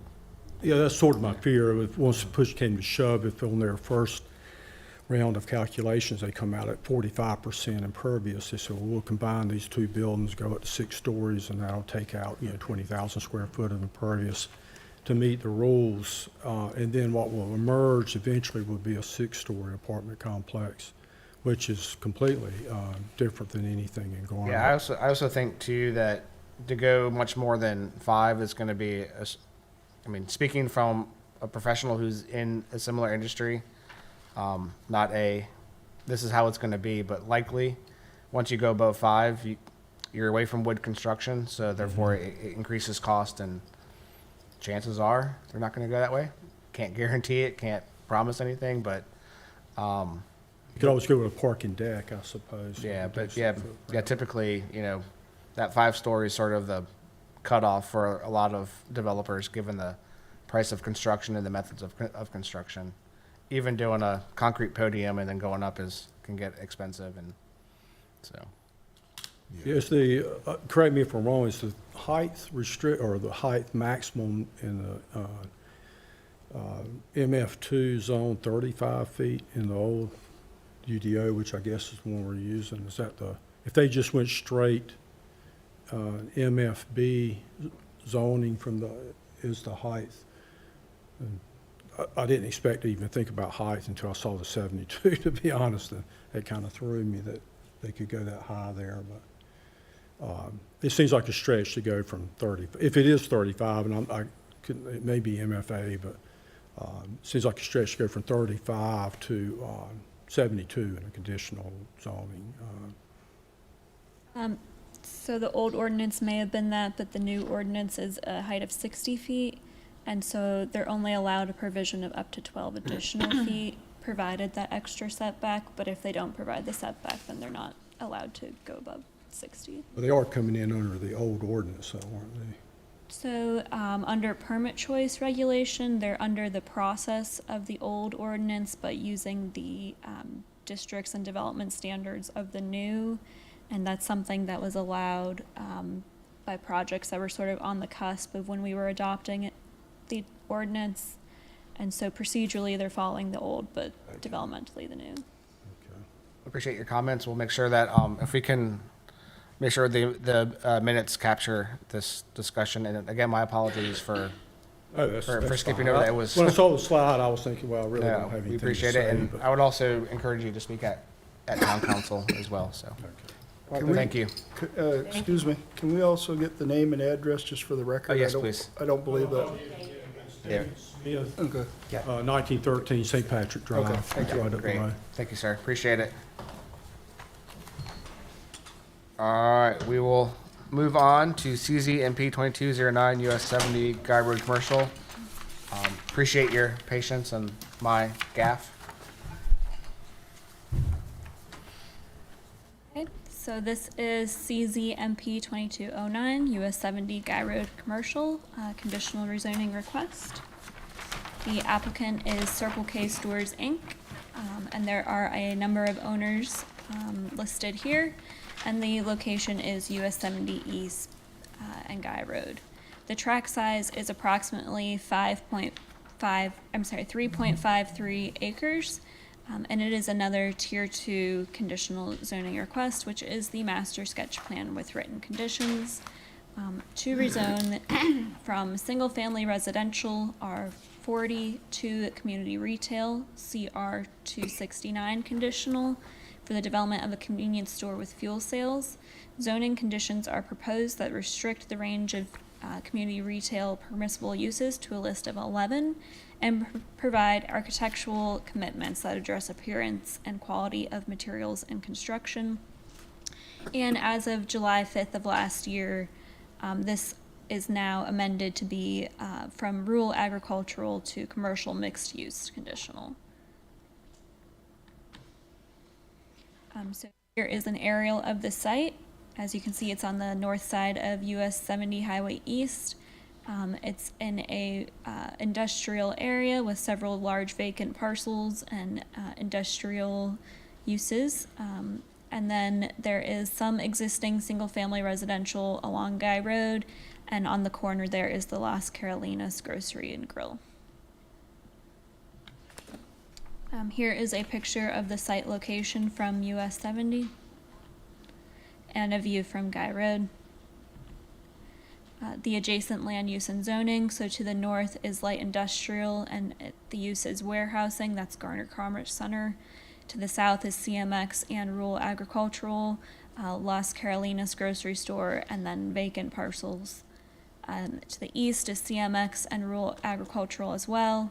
And then to the west is light industrial and rural agricultural with those business uses. With those Garner Commerce Center. So there are a few rezoning cases in this area, most of them being industrial. There's also the Camping Road project, and then Seedling Technology was also rezoned. The site was zoned residential 40 and is now RA. The RA district allows residential dwellings at a maximum rate of 1 dwelling per acre. The site is also located in the Commercial Highway Overlay District. At the time of submittal, this was the US 70 401 Thoroughfare Overlay District. There is additional development standards applicable to non-residential, but none of the prohibited uses are proposed for this conditional use. So here is a list of the permissible uses: medical office, other office, restaurant indoor with seating, restaurant with seating and drive-through window, restaurant takeout only, convenience store without fuel sales, convenience store with fuel sales, personal service oriented use, hair salons, barbershops, beauty shops, veterinarian kennel indoor. The exterior building materials for principal buildings shall be limited to simulated brick with a minimum of 2 color tones, simulated stone, fiber cement cap and ACM panels, aluminum awning, and an aluminum storefront. Each building will contain at least 3 of those exterior materials, and metal panels and vinyl siding shall not be installed on any exterior. Each principal structure shall have a simulated stone water table of at least 36 inches in height. Architectural elements like towers, pilasters, and overhangs will be provided for the occupied principal structure to enhance vertical and horizontal building articulation. Each principal structure shall provide at least 2 of those elements listed. And the principal and accessory building height will not exceed 25 feet or 1 story. The exterior materials for the principal building, that is the convenience store, We'll have 60% simulated brick in 2 tones, 20% simulated stone, 18% storefront, and 2 entry doors. The side facades will be 70% simulated stone in 2 tones and 25% simulated stone. And the rear facade will be 70% simulated brick in 2 tones and 20% simulated stone. The front facade of the building, described as a convenience store, will contain at least a tower element 16 inches above the 18 feet 6 inch roof line, with a minimum 8-inch wall offset at the plane at each building corner, and an overhang architectural fixture 3 feet above the 18 feet 6 inches roof line, with a minimum of 36-inch offset in plane that clearly demarcate the building primary access and proposed main signage. The side and rear facades of the principal building will contain architectural elements like a tower and pilasters, with a minimum of an 8-inch offset in the wall plane and no more than 35 feet apart. The proposed rear facade contains 2 tower elements and the 2 pilasters less than 35 feet apart, 8-inch offsets in the wall plane, and 36-inch stone water table base. The proposed side facade on the southeast will contain similar elements, and it will also have the metal canopy awning. The secondary pedestrian access on any side facades, a metal awning will be provided to clearly demarcate the access. Color and materials will be compatible with the principal building overall earth tones to unify building colors and maintain harmony and style. Each column element of the fuel and diesel canopy structure shall contain simulated stone of at least 8 feet and simulated brick for the remaining. Color and materials will be compatible with the principal building.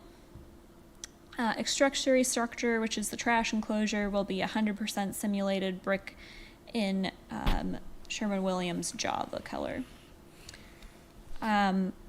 The fence around the SCM will be commercial grade, black aluminum picket fence, and there are 3 ornamental trees above code minimum provided in the northeast side of the building. Outdoor seating amenity area will be provided with 2 tables and seats.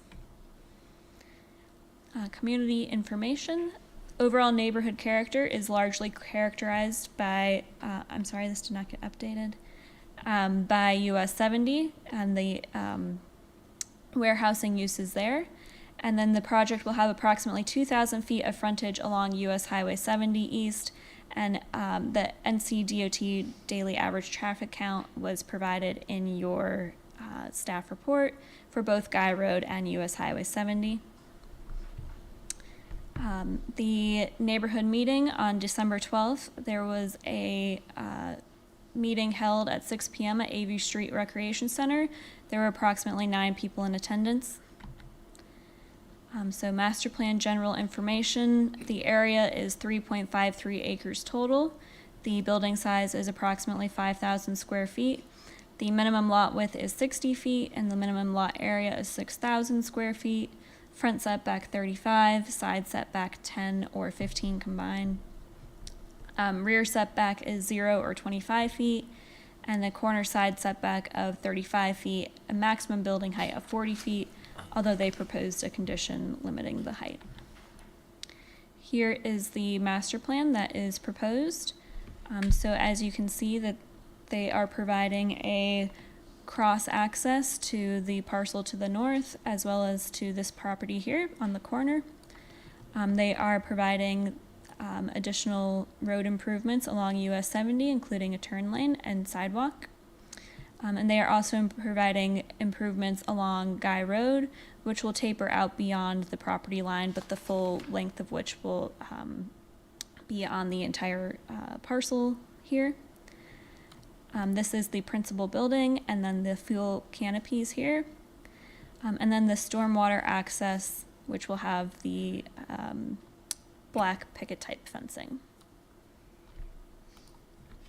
Here is the conceptual building elevations. Again, these will be reviewed at site plan for code compliance. So you can see which building is the US 70 side with the storefront, and then the Guy Road side with the secondary access. And then this is the conceptual canopy and trash enclosure. This project will have one point of access on US 70 Highway East and one point of access on Guy Road. Cross-access has been coordinated with the adjacent proposed development to the west, an existing commercial site to the east. Additional pavement, curb, gutter, and sidewalks will also be required.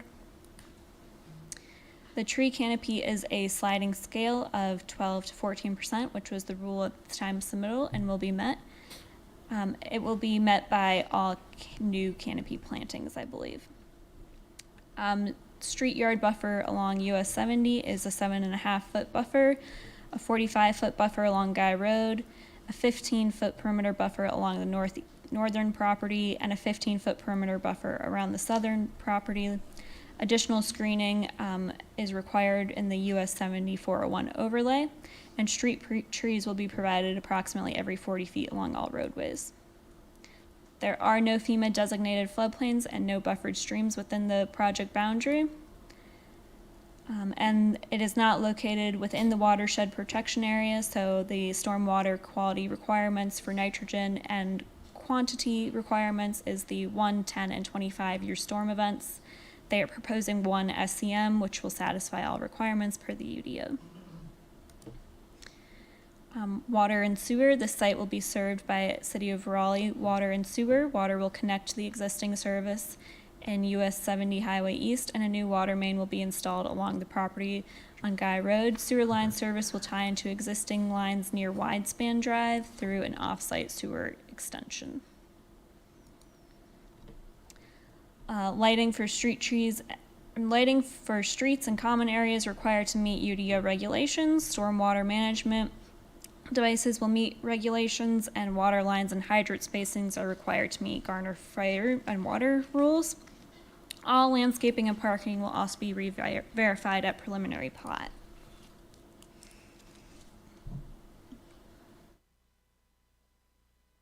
So your charge here tonight is to make a recommendation regarding the plan consistency.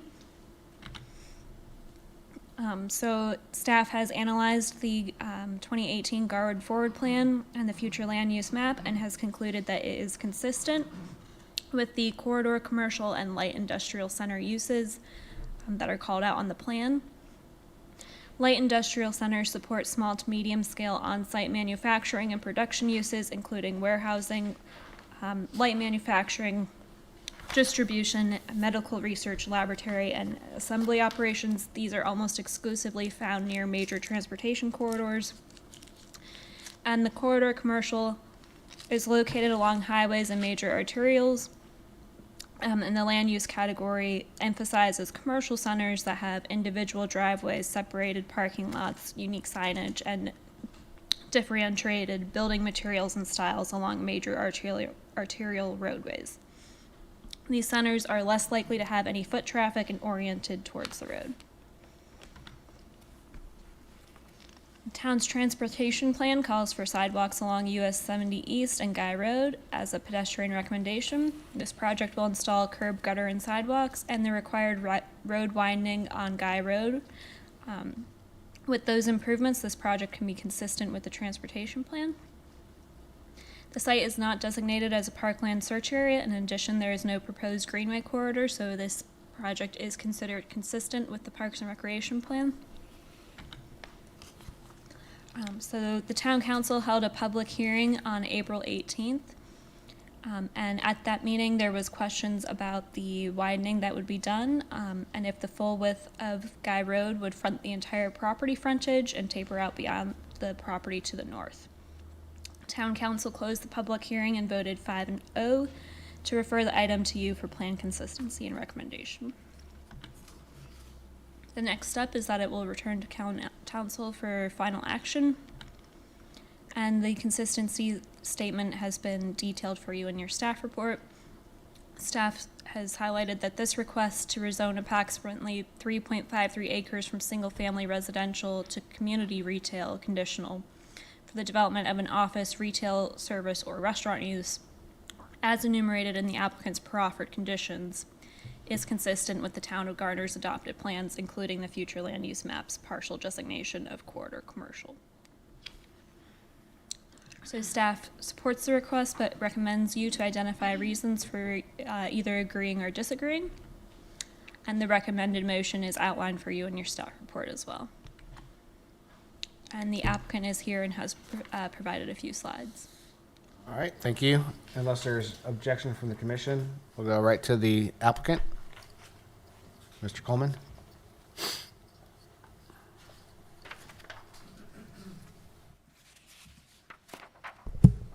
Good evening, Chair Bosco, members of the Planning Board.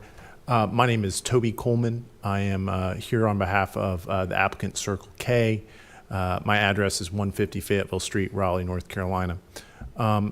This is actually, I've got a few slides, but this is actually a case where I think the staff presentation has pretty much said what we'll say. And so I do have with me Andy Priolo with Circle K and Rick Baker with Timmons. We're happy to answer any and all questions that you may have, specific, general, or otherwise. All right, thank you, sir. I'll open up to the commission. Questions, comments? Got a question regarding sidewalk on Guy Road. It doesn't show it, but it states in here that there will be sidewalk installed along Guy Road. Do you want to take that? I mean, the answer is yes, there will be a sidewalk installed. I think we talked about that a little bit. It's sort of in the, It's in the transportation plan, but I didn't see it on the actual plan here. Yes, good evening. Rick Baker with the Timmons Group, 5410 Suite 102 Trinity Road, Raleigh, North Carolina, 27607. I'm happy to be here this evening. And yes, we are proposing sidewalk along, Guy Road. It's not show up on the master plan, but we will install that to be consistent with the requirements. And I have a question. I think this perhaps goes towards staff, but the transportation plan requires or calls for sidewalks along US 70. There's no sidewalk out there in any direction. And is consistency to adjoining properties overriding the issue to have sidewalk that goes nowhere? Any one of us can answer. So there are several projects out there. So while there's nothing out there currently, there are at least a couple of other projects that are also installing. So we're starting to see a little bit of a network coming to fruition around that intersection. So our default is always to build it now rather than try to build it later with the limited funds that we would get for it. So yeah, but we do talk about that. But the project next door, and a couple of other projects around the intersection. So. One other question on and it wasn't in our handout, but on the cross section for the dumpster pads, a lot of dumpster pads accumulate garbage besides what's supposed to go in the dumpster, and it shows the sides and the back don't go all the way to the bottom. Is there a plan to perhaps enclose that except for the swinging gates portion? It was on the slide presentation. It's not in our handout. Yes, I'm looking at the trash enclosure elevations here. Yeah. And you're correct, it does not show going all the way to the ground. So, Andy, we'd be happy to revise the elevation such that it does go all the way to the ground. You just work with the town on that. That'd be Sure. great, yeah. I'm going to follow up on that, just, of course, so we don't create a dam for water as long as it slopes the right way. Right, and and if it is sloping, towards a wall that goes all the way around, we'd have to accommodate some drains through there so it does not cause ponding. Thank you. Yeah, just curious, the cross-access driveway, where does that go, or where is it meant to go, or where will it go? So we have two on there, one to the north, which is to the industrial project that is currently under construction. So we've coordinated that with their location there. And then the cross connection to the east to the existing commercial development there. We don't have a specific tie-in location for them to tie to since they don't have one, but we're putting it in that location for future consideration for them to tie in the future. If it stays as is or redeveloped, then they can tie into what we've provided. Thank you. Certainly.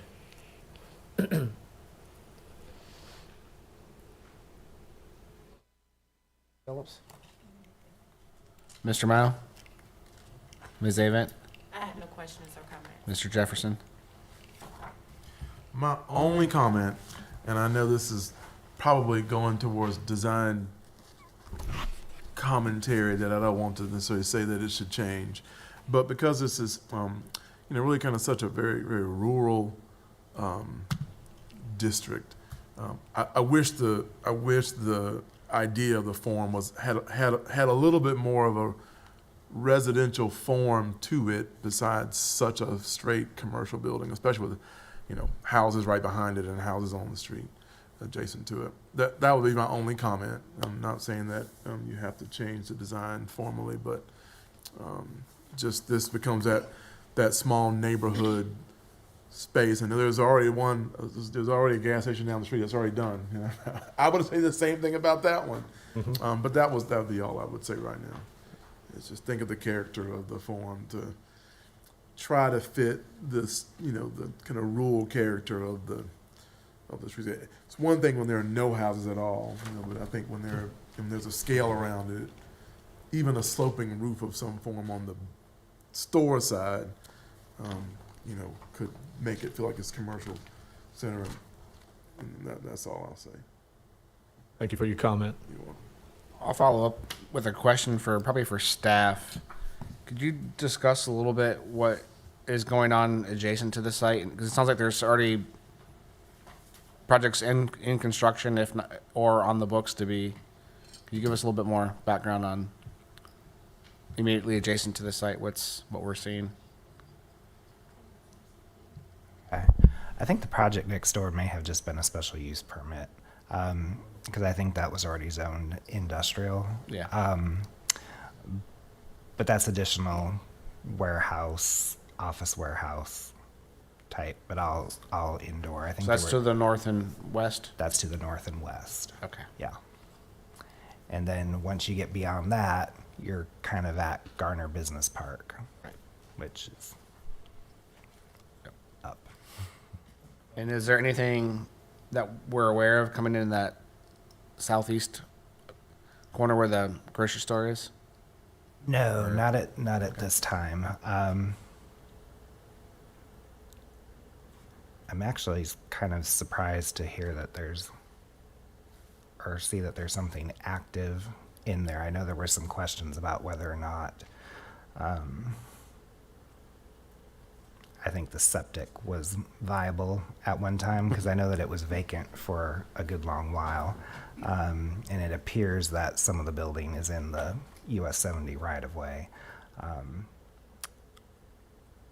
But nothing at this point, although I wouldn't expect that perhaps not to change hands in the not too near future.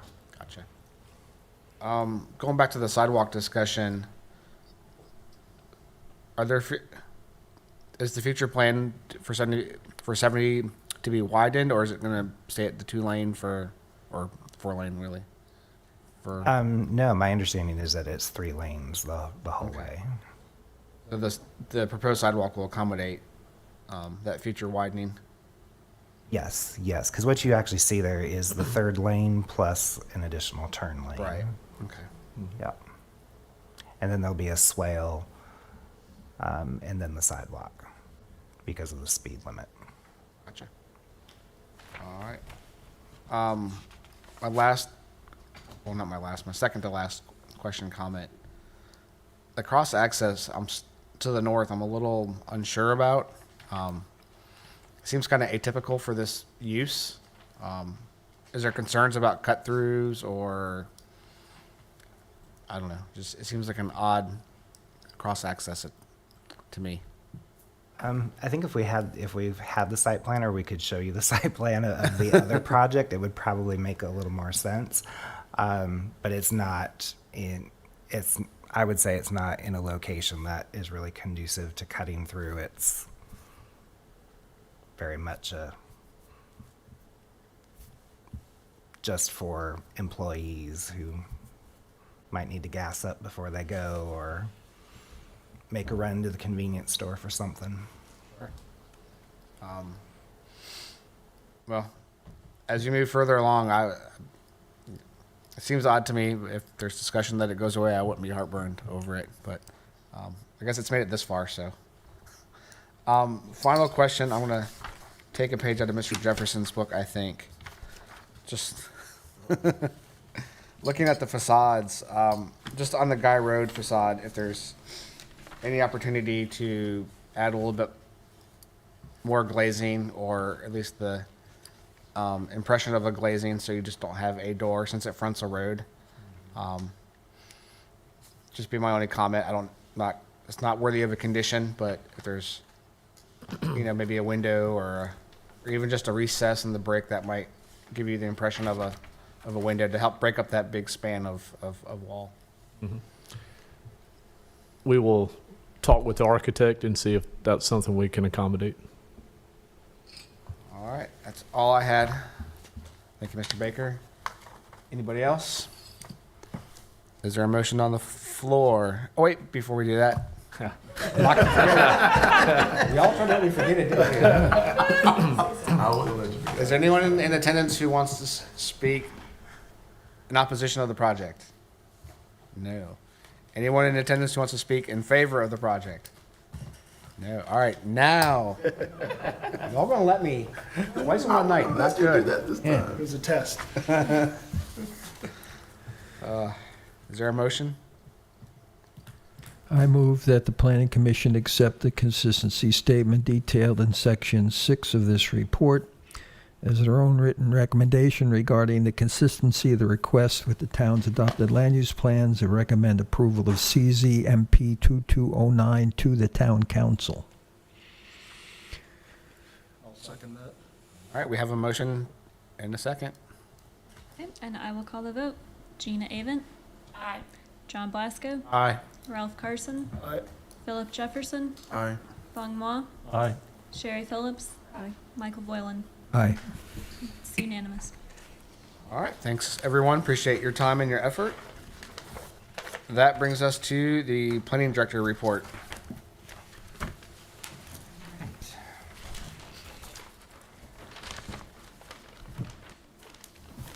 All right, back on May 2nd, last week, there was a special use permit hearing for building number 5 of Garner Business Park. They bought some adjacent property off of what was called Green Garden Road.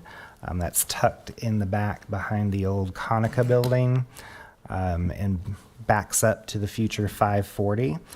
So it was just another building to add on to what they've already done at Garner Business Park, and that was approved. The 401 Crossing project, which is further up the side of the old Par Golf site there on 401, that was pulled from the agenda. We're anticipating that will be rescheduled at some point, but we're waiting on the applicant to communicate that intent back to us. Coming up next week, the only public hearing that planning has in front of the council next week will be the Garner Forward comprehensive plan. So there's still time to get comments in. I hope everybody got the links that were sent out. But I have not been made aware that anybody's commented. So if you have, let me know. I'll go in and check. But there is still time. But we would need to have that done soon, because this will come back to you all, assuming it gets out of public hearing on May 16th. It would come back to you at your June meeting.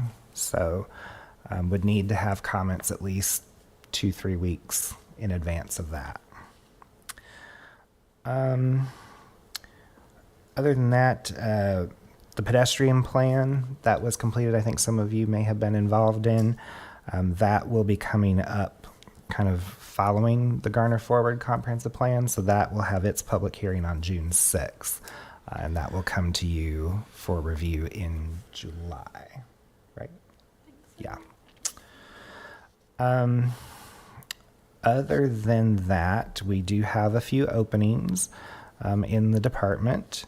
Continue to advertise for our senior planner for transportation, and Leah is still looking for her assistant town engineer. So both of those positions remain open until filled, and then we don't anticipate these others probably to be vacant for too long, but the planning technician at the front desk had to be reopened, and the GIS specialist, Mr. Godfrey, is expanding his horizons at North Carolina State University, helping ITRI manage a couple of their programs. It's the Institute for Transportation Research. Yes.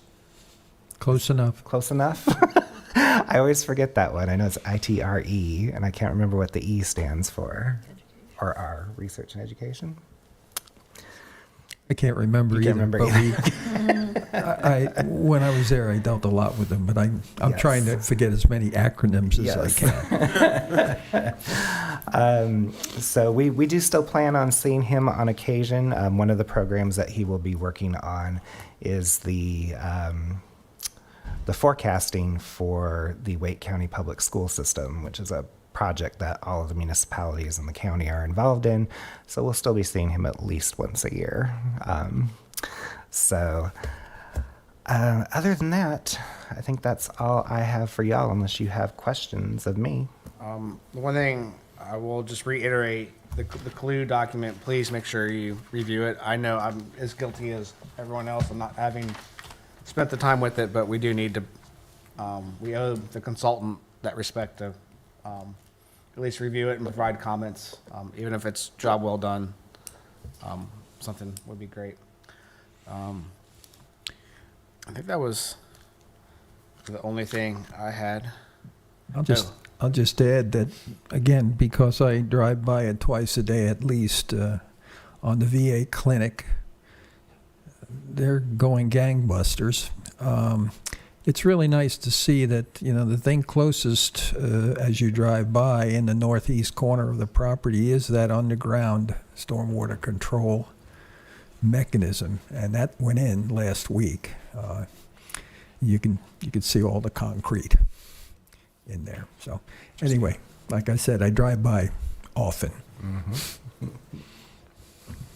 The other thing I had is we are 2 months away from officer elections.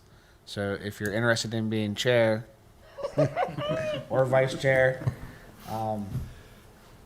please, I will be honest, and I would be happy to relinquish the role of chair come July, but I will proudly serve if no one else wants to step up to the table. So just putting that out there. With that, is there anything else? Is there any update on the Wake Med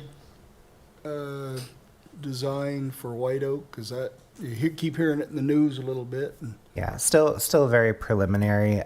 The last that I'd probably heard is that we would probably expect them to submit something perhaps by the end of the year.